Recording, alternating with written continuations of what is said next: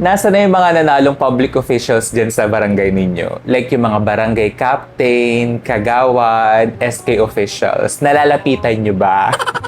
Hindi ba sineryoso yung hindi nyo pagboto sa kanila nung nakaraang eleksyon at yung mga eksena ninyo sa social media, yung mga eksena ninyo sa mga kapitbahay ninyo nung halalan period pa lang, like nung campaign period pa lang? Buti na lang talaga, nauso na ngayon yung video-video, no? Like, kunyari, meron kang eksena sa public government. Pumunta ka sa office, kahit sa office yan ng gobyerno, barangay, lalong-lalo na. Tapos humingi ka ng isang requirement or ng isang form, tapos hindi sa'yo binigay. Tapos meron silang mga pinagsasabi ng mga kung anik-anik, mga kung ano-anong eksena nila sa buhay. Sobrang dali nang i-expose kasi open mo na lang yung camera mo, i-record mo, or i-video mo, malamang sa malamang is mako-call out yung ginawa nila, di ba? Parang itong video na nakita ko sa TikTok. Panoorin natin. Ngayon, kukuha kayo ng certification kay Kagawad Juan.